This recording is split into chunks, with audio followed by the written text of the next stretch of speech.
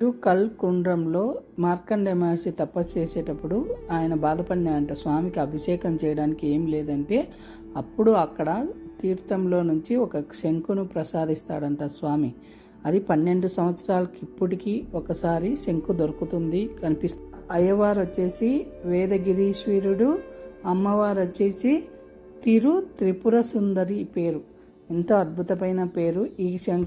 ఈ తీర్థంలో శంఖం 12 సంవత్సరాలకు దొరుకుతుంది. ఎంతో ప్రకృతి రమణీయత, వైద్య మూలికలతో కలిగిన చెట్లు ఉంటాయంట. అందుకని ఈ ప్రాంతంలో అక్కడి ప్రజలు, విదేశాల నుంచి వచ్చిన ప్రజలు ఇక్కడ నడియాడుతారంట.